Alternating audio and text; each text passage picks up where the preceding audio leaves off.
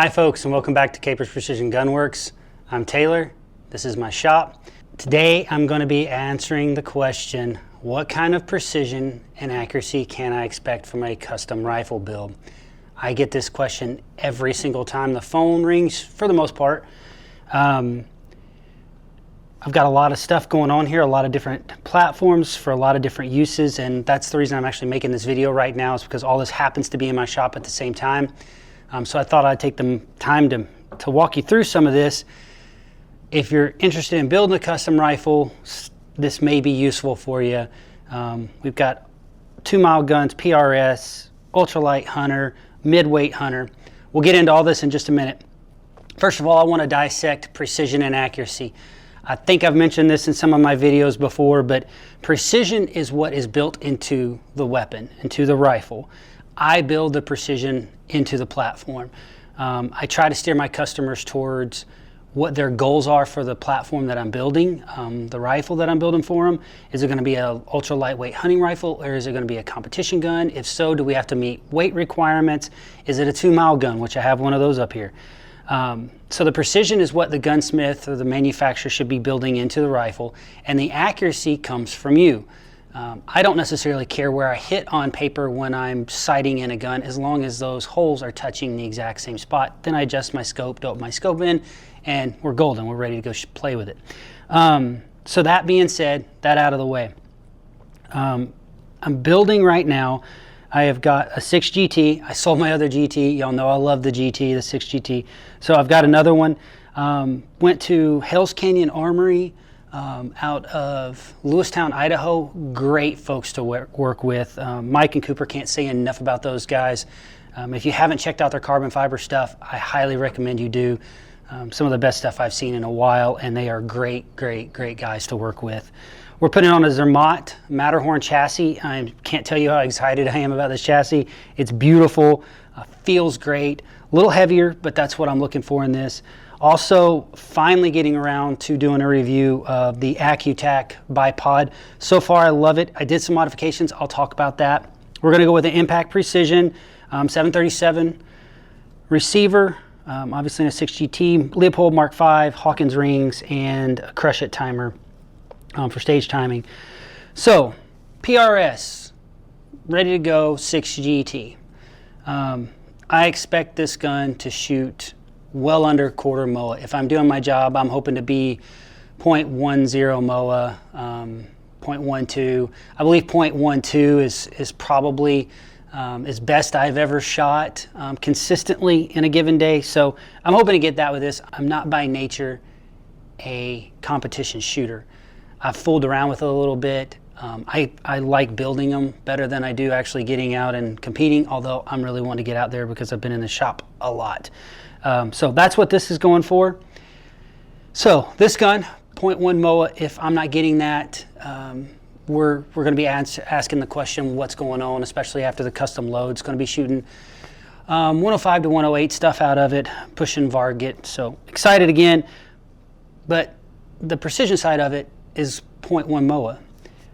Jump to this 300 PRC on a Peak 44 stock, which first time using the Peak 44 stock, carbon fiber, ultra light. I'm actually considering building a 7 Psalm on this just to build it because I like the stock. It's ultra compact, as you can see. I think the stock weighed 16 ounces, built really nice, fits really well. Stainless steel barrel, 30-degree hex fluting from my friends at Bug Holes. I love their work, so I send my stuff out to them. Integrated, that's actually a muzzle brake on there. It's just blended in real nice. But this gun weighs, I think, 6 pounds. So this is on the heavier side of what I would consider lightweight, 6.5 pounds maybe with the scope. The Z5 being a really nice ultralight option for hunters. The customer wanted to keep it stainless. I did some black accents, but it's on a Defiance receiver. Great gun, but you're talking about a 20-inch barrel on a 300 PRC, even though it's ported.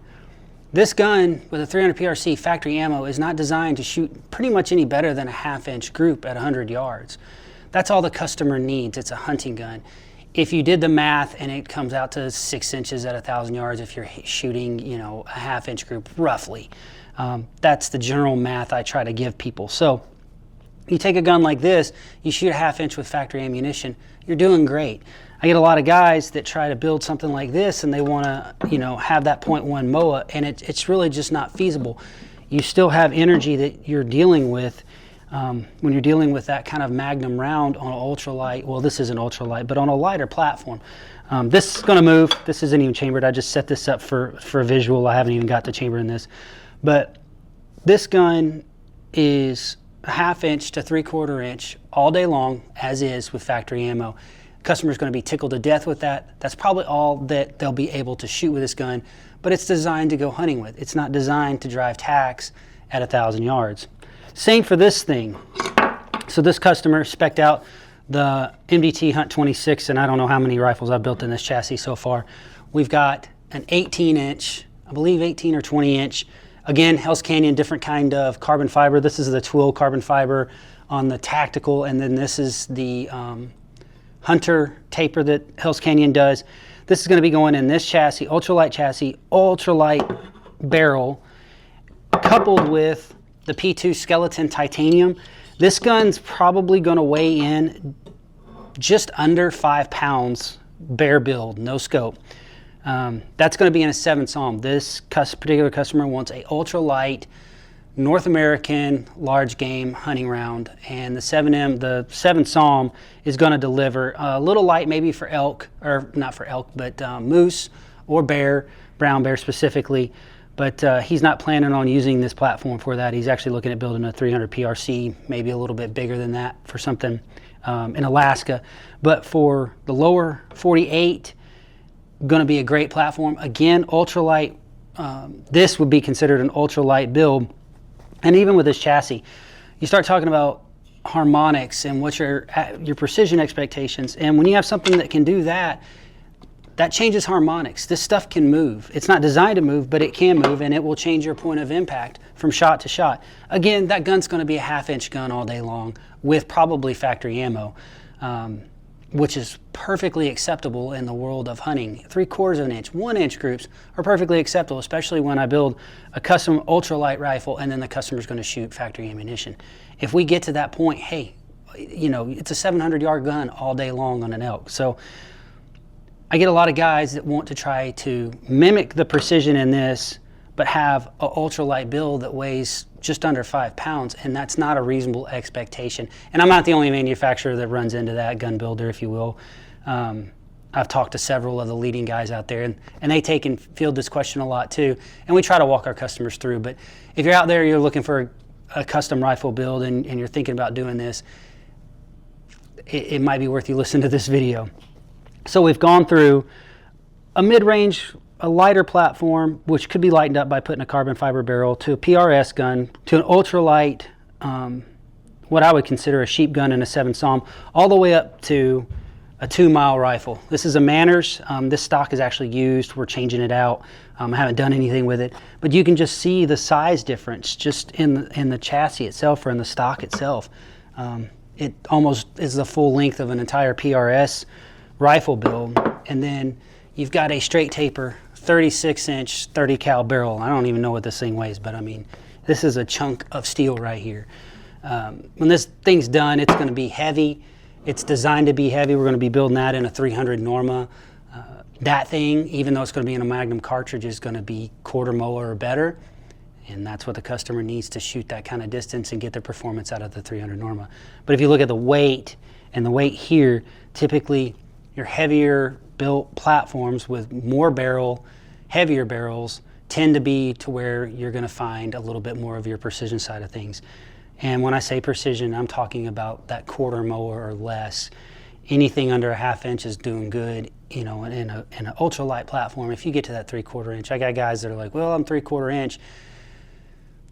You can go chase by reloading. You can go chase that extra quarter or 1/2 inch if you want to try to get down to the 1/4 inch. But at the end of the day, how much money are you going to spend to get that 1/4 inch? And that's what I kind of talk to my customers about, going down that rabbit hole of, okay, well, you gained a 1/4 inch. Now, if that just makes you feel better to see that 1/4 inch group, I get it. I'm the same way. But it's not necessarily always something you need to do or spend the money to do. If you can do it without having a bunch of extra work and just enjoying shooting, then why would you want to do it? And I've backed a couple of customers out of the water just by saying, listen, you're shooting a 1/2-inch group. What more do you want out of the rifle, and how much more time are you willing to spend? For me, I don't like spending a ton of time reloading. I want to find the load and then try to go out and shoot just for me to have fun with it. But that's just me. Now, some guys like to get deep into it. I have never noticed a difference on any of my custom rifles of having ESs and SDs outside of the single digits, sometimes double digits on the ES for some of the Magnum calibers, especially when you're shooting obviously factory ammunition. I shot a 308 that I built for a guy yesterday with Federal 175 Sierra Match King bullets, and with the factory stuff he was getting an ES of 20, and SDs were actually, I think the SDs were 10. I think it was 20 and 10 on the dot, which is rare, you see that. But I mean, he was shooting, 1/2-inch group at 100 yards with factory ammunition. I can't do much better than that when you're going to shoot factory ammunition. It's not loaded out to the lands. You're not doing anything. You're using that factory that's pushed way into the bullets, pushed way into the cartridge. So there's a lot of variables. And I think it's important to understand when you're going to buy a custom rifle, A, what you're planning to do with it, what you're actually going to do with the rifle, and then B, what kind of precision are you expecting out of it. The last thing I want to do is build a rifle for you that you thought was going to shoot like this 2-mile gun or this PRS gun, and it ends up shooting like the Ultralight hunting gun or the hunting platform. Two different expectations, two different types of uses. And it gets hard to do that crossover. I get a lot of guys like, well, I'd like to shoot paper and gongs at 1,000 yards, but I would also like to be able to take it hunting. Well, you've got to come to an agreement, and it's always a give and take. You either go light or lighter and have a nice hunting platform that does really well. My 7mm, I think, weighs 8.5 pounds, and it's a carbon fiber barrel, carbon fiber AG composite stock, and I've got Swarovski Z5 on it with a Zermatt origin, so it's nothing light at all, but it ended up being like 8.5 pounds. That gun is a 1/2-inch group gun, 7mm rim mag at 100 yards, and I can lay down and shoot 700 yards and ring a 6-inch gong all day long. I don't need any more than that. Most hunters don't need any more than that. So I try to keep those types of things into perspective. So I hope this helps. Certainly, if you have questions, comment in the video. I'd like to know what you guys think about the videos as far as what you would like to see, what kind of questions you would like answered. I really am into the education side of educating my customers and letting them understand what it takes to put this together and what your expectations should be or shouldn't be. I just really want to make sure that if you have questions, make sure you're asking your gunsmith, whoever's building your rifle. If not, get a hold of me. I'm happy to answer questions. Like I said, I really enjoy the education side of it because there's so much to this. There's so many different ways that you can go about this and so many options.